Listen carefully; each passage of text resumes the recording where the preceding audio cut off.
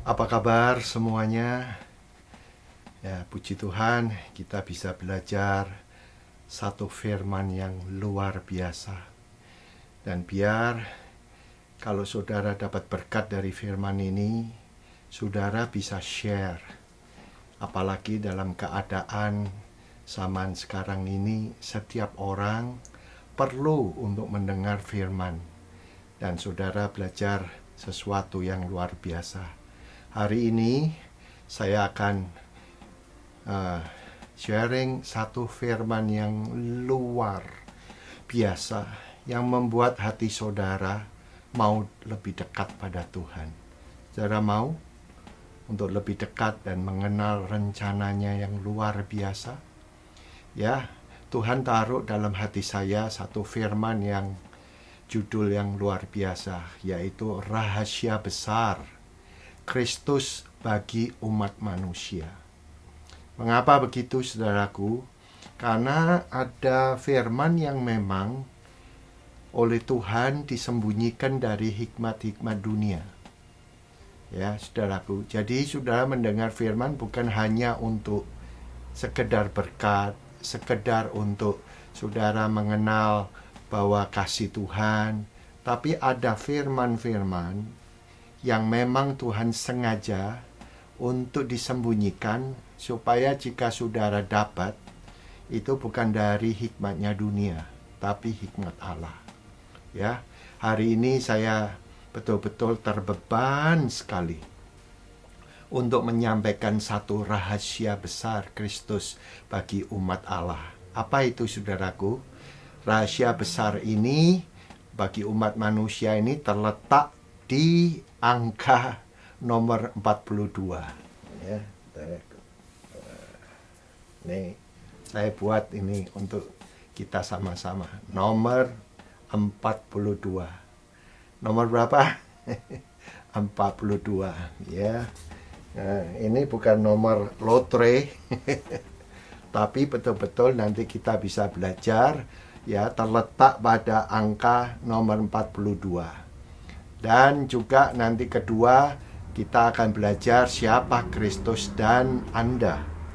Itu siapa? Gitu. Ketiga, bangunlah hidupmu ini di dalam rencananya. Ya, mari kita buka sekali lagi firman Tuhan rahasia ini luar biasa. Mengapa, saudaraku? Ada apa dengan nomor 42? Ya, di 42 ini, ya saudaraku, nanti kita belajar. Ini adalah rencana Allah di nanti nomor 42. Nanti kita akan buka firman-Nya sama-sama, ya saudaraku. Bukan nomor 41, bukan nomor 43. Kenapa, saudaraku? 42 ini, karena di 42 ini betul-betul Tuhan mengkhususkan nomor ini jangan sampai kelewatan dalam hidupmu, dalam hidup saya. Ya, jadi kalau boleh saudara tanya saya, apakah ini penting? Sangat penting. Dan ini dimulai dari mana, saudaraku? Kitab Matius 1. Saudara harus tahu ya sejarahnya. Setelah 400 tahun itu Israel itu tidak mendengar suara Tuhan. Tidak ada pimpinan Tuhan. Bayangin, saudaraku, ya, 400 tahun itu luar biasa, ya, lamanya. Ya, saudaraku, Matius 1 di kitab Tuhan, firman Tuhan dimulai, mulai dengan Matius 1 dengan rencana Tuhan yang luar biasa. Jadi, saudara, kalau di sini dari mulai ayat 1 sampai ayat 17, ya, itu ayat 1 itu, saudaraku, keturunan dari Abraham sampai Daud. Saya tulis itu yang merah itu 14. Terus keturunan dari Daud sampai Babel itu 14. Keturunan dari Babel sampai mana, saudaraku? Sampai apa? Sampai Kristus. Ya. Bukan sampai Yesus, tapi sampai Kristus. sampai Christ. Makanya saya tulis putih itu supaya saudara jelas. Ya, saudaraku. Apa itu, saudaraku? Ya, ayat 17-nya itu berkata gini. Ayat 17, Matius 1 ayat 17. Adapun sekalian keturunan daripada Ibrahim sampai pada zaman Daud, jadi 14 keturunan. 14, coba sekarang. Dari zaman Daud sampai pada masa pembuangan ke Babel itu pun 14. Jadi 14. Dan daripada masa dibuang ke Babel sampai pada masa Kristus itu pun 14 keturunan. Jadi jumlah dari 3 kali 14 itu adalah 42. 42 ini apa jadinya, Pastor? 42 ini adalah angka generasi. Perhatikan, saudara. Setelah 42, nggak ada loh. Pikirkan. Nggak ada. Jadi, rencana Allah tidak ada di 43. Rencana Allah hanya sampai pada Kristus. Rencana Allah. Nah, saudara sama saya terbeban enggak masuk dalam rencananya? Ya, bayangin. Jadi kalau hidup ini di luar dari rencana Allah, ya Tuhan izinkan tanpa Dia. Ya, saudara tahu apa yang terjadi. Hidup susah. Makanya firman ini satu rahasia buat kita semua, bahwa Kristus itu untuk kita semua, bukan agamawi, tetapi ini adalah keturunan ilahi yang mempunyai rencana yang ilahi, supaya hidup saudara betul-betul diberkati. Jadi total Matius 1 ayat 17 ini 42 generasi, saudaraku. Ya, pasang saudaraku telinga saudara. Nah, kalau saudara memang kepingin ada beban tetap masuk dalam rahasia rencana Allah ini, ya saudaraku, sharing ini. Saya mau supaya saudara menjadi berkat saat ini.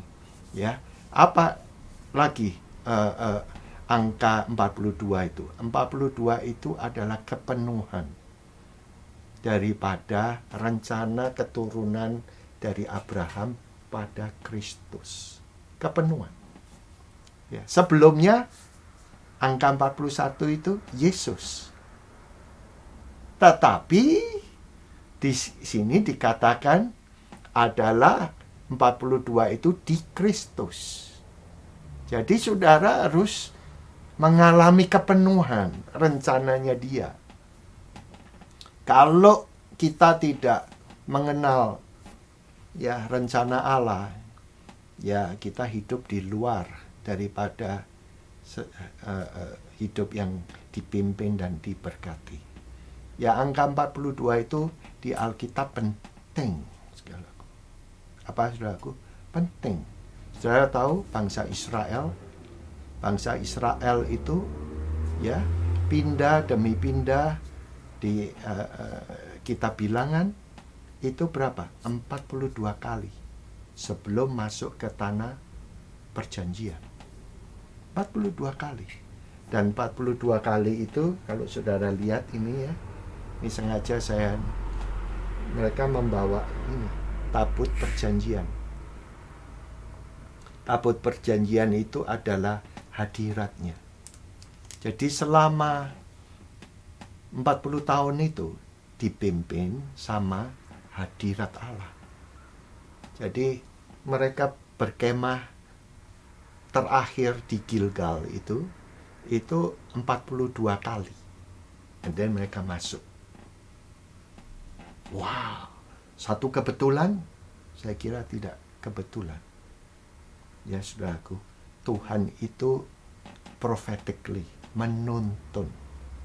Jadi setelah Perjanjian Lama 400 tahun, tidak ada suara. Matius 1. Itu bukan hanya tulis nama demi nama ya dari Abraham, tapi ditulis keturunan dari Abraham sampai Kristus. Wow. Ya. Dan saudaraku, kalau boleh saya sharing untuk meneruskan ini, oleh karena itu saya baru mengerti, maka Yesus akan datang lagi untuk kedua kali. Ya, untuk apa, saudaraku? Ya, dia udah mati di atas kayu salib, mengalami sengsara yang luar biasa demi kesalahan kita, ditebus. Dia yang tidak bersalah, ini lihat ya, disalibkan. Nah, saudaraku, dia mati dan bangkit. Ya, murid-muridnya di mana? Murid-muridnya ya, ada yang tidak percaya. Thomas. Ada yang betul-betul menyangkal, yaitu si Petrus. Ada yang bunuh diri. Wah. Nih, dengarkan saudara. Dia tidak berdosa. Dia naik ke surga, duduk di sebelah kanan Allah Bapa. Izinkan ya saya, kalau saya nih saudaraku, kalau saya Yesus, saya bilang sama Bapa, segala tugas dan kasih aku sudah jalankan. Ya terserah mereka mau mengikut atau tidak. Benar nggak? Benar nggak, saudaraku? Aku sudah lakukan komplit. Ya. Nah, izinkan aku duduk di sini. Ya, duduk di tahta sebelah kanan Allah Bapa. Tapi tidak loh, saudaraku, Yesus. Dia mau balik lagi. Mau cari gara-gara seperti kehidupan kita sekarang. Nah, saudara harus tahu mengapa dia mau balik kedua kali. Motivasinya apa? Ya, pasang sabuk pengaman. Dia balik kedua kali tidak ngampuni dosa lagi. Tidak disalibkan lagi. Dia datang untuk generasi yang ke-42 ini. Wow. Makanya, saudaraku, saya katakan ini satu rahasia yang besar. Dia datang kedua kali untuk memberikan reward, pahala bagi orang-orang yang termasuk di generasi 42 ini. Tidak bakal ada 43. Tidak ada generasi 41. Sudah lewat, Pak. Generasi Yesus. Dia penebus. Tetapi sekarang kita menantikan, yaitu janji-janji Allah digenapi. Saudara mau betul-betul untuk menyimak dan memberikan hati saudara, hidup saudara untuk rencana Allah yang luar biasa ini. Betul-betul satu rahasia, ya, saudaraku. Jadi di 42 ini siapa Kristus? Kristus itu di Kisah Para Rasul 2 ayat 36, ya. Sebab itu hendaklah diketahui oleh segala isi rumah Israel dengan yakin bahwa Allah sudah menjadikan Yesus itu Tuhan dan Kristus. Wow. Yaitu Yesus itulah yang kamu ini salibkan itu. Ya. Allah membuat Yesus, nama Yesus itu sudah ditentukan. Namanya Selamat. Sebelum dia lahir, namakan anak itu Yesus. yaitu selamat. Artinya pembawaan daripada hidup Yesus itu menyelamatkan sekitarnya. Makanya saudara kalau sembahyang, di dalam siapa? Di dalam nama Yesus. Di dalam nama keselamatan. Benar. Nah saudara kalau menutup doa-doa, di dalam nama siapa? Ditutup dalam keselamatan. Orang menyampaikan firman, di dalam siapa? Tidak bisa dengan diri sendiri. Dalam nama Yesus. Nah Yesus itu dibilang Allah itu membuat Yesus itu, menciptakan Yesus itu ada di dunia, satu sebagai Tuhan dan Kristus. Dia sebagai Tuhan satu dengan Bapaknya. Dia diutus. Bayangin dunia ini tanpa Yesus. Sekarang aja mau menyingkirkan kok semua apa yang Yesus lakukan. Cobalah singkirkan. Apa yang terjadi? Kalang kabut, toh. Tidak ada contohnya. Yesus ini satu dengan Bapaknya. Satu. Apa yang dia katakan, apa yang dia kerjakan berasal dari Bapa. Dan tapi Yesus ini juga Kristus. Siapa dia? Dia sebagai kepala. Jadi Kristus ini, dengarkan saudaraku, ada satu kepenuhan. Kristus ini dia sebagai kepalanya, dan saudara dan saya adalah sebagai, kalau ini kepala ya, lihat saya. Sisanya dari saya ini adalah tubuhnya. Tugasnya saudara dan saya, temukan bagian saudara dalam tubuhnya. Supaya apa hidup kita ini? Ikut Tuhan Yesus bukan cuma dengerin. Yang dengerin siapa? Pengikut. Tapi kalau murid, interaktif. Ada kesulitan, dia menemukan Yesus. Karena Yesus tidak pernah meninggalkan loh. Baik yang terakhir kehidupan dari Petrus, dia sudah hampir aja, saudaraku, meninggalkan karena perasaan bersalah, menyangkal tuannya. Padahal dia sudah melayani. Saudara sudah melayani,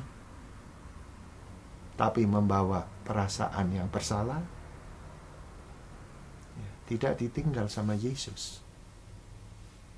Yesus samperin dan dimenangkan lagi. Dan digenapkan. Yang pertama, dia ngomong sama Petrus, aku akan buat kamu menjadi penjala manusia, bukan penjala ikan. Hampir aja, saudaraku, karena dia menyangkal tuannya, dia kembali lagi pada kapal yang 3,5 tahun yang lalu itu dia tinggalkan. Tapi saudaraku, Yesus kan hebat.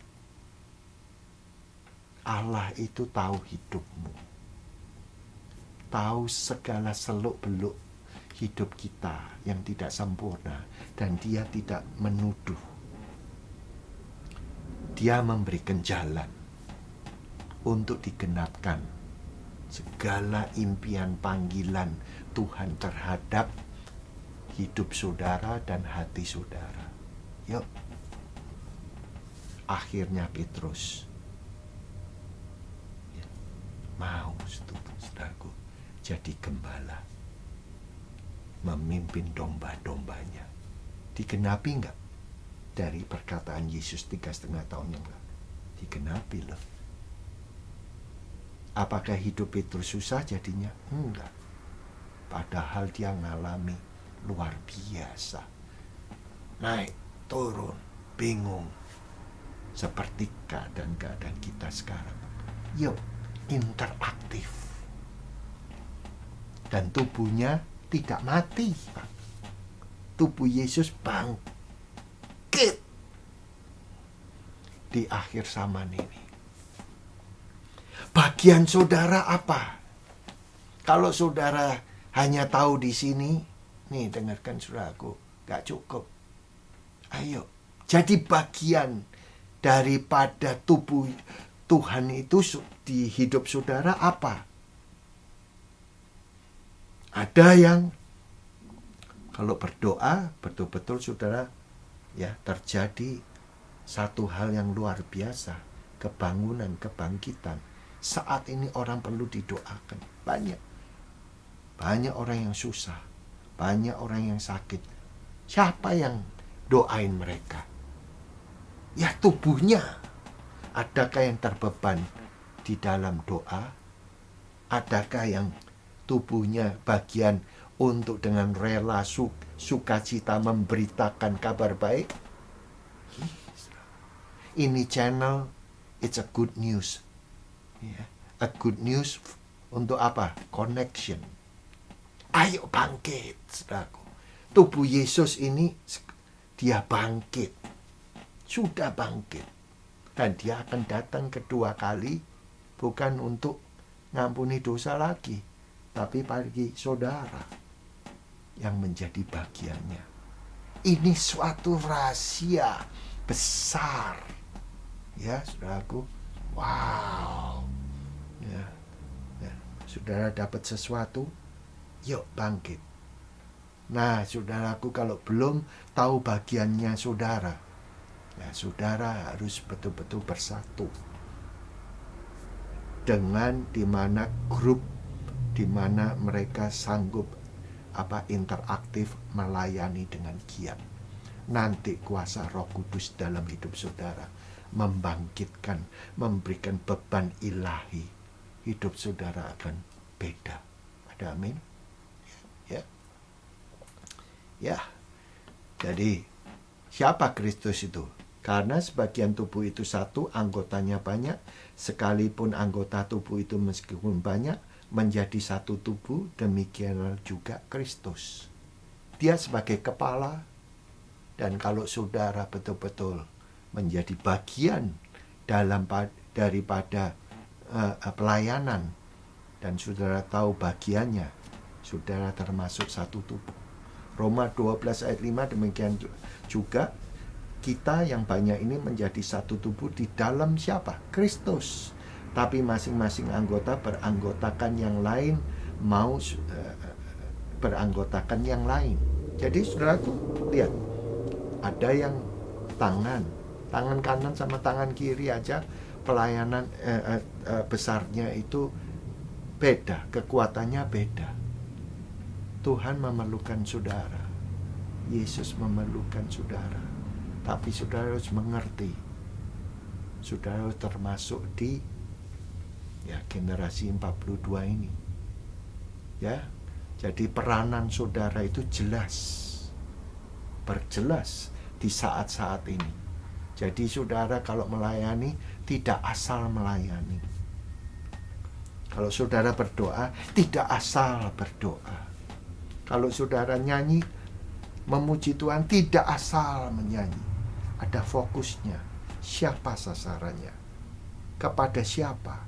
Ini bebannya Tuhan. Ini keturunan ilahi. Yesus sebagai kepala, saya dan saudara sebagai tubuhnya. Ya, mari saudaraku kita bangkit. Ya, terakhir saya berdoa supaya hidupmu ini betul-betul dibangun dalam perjanjian Allah ini. Galatia 3 ayat 26 sampai 29. Karena kamu sekalian anak-anak Allah oleh sebab iman kepada Kristus Yesus. Bayangin. Ya, jangan ragu-ragu. Ya. Yesus yang sudah ngomong, kamu ini adalah anak-anak Allah. Ya. Karena seberapa banyak kamu yang dibaptis kepada Kristus sudah bersalut dengan Kristus. Maka tiada lagi orang Yahudi, orang Greka, tiada lagi abdi atau orang merdeka, tiada laki-laki atau perempuan, Karena kamu ini sekalian menjadi satu di dalam Kristus Yesus. Tapi jikalau kamu jadi milik Kristus, kamulah benih Ibrahim, yaitu waris setuju dengan perjanjian Allah. Wah, Allah mengikat perjanjian bukan karena kebaikan saudara, bukan karena saudara berbuat sesuatu. No. Sejak Allah mengirim anaknya, itu adalah satu perjanjian. Ya. Jangan ragu-ragu lagi. Dan saya mau tutup, saudaraku, satu kenyataan yang luar biasa. Di Yohanes 20 ayat 21, pada waktu Yesus bangkit, ya, pada waktu Yesus bangkit, mari saya buka sama-sama Yohanes berapa? 20 ayat 21, ya. Ya.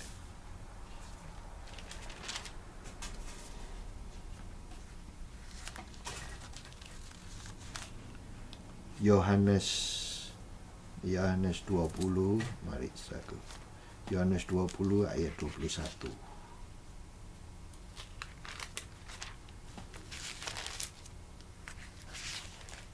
Ini jangan sampai lewat, saudaraku.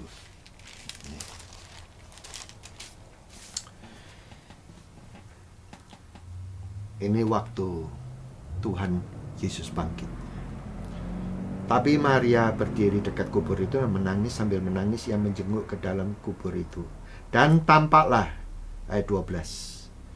Ya, Yohanes 20 ayat 2. Tampaklah olehnya dua orang malaikat berpakaian putih, yang seorang duduk di sebelah kepala dan yang lain di sebelah kaki tempat mayat Yesus terbaring. Wow.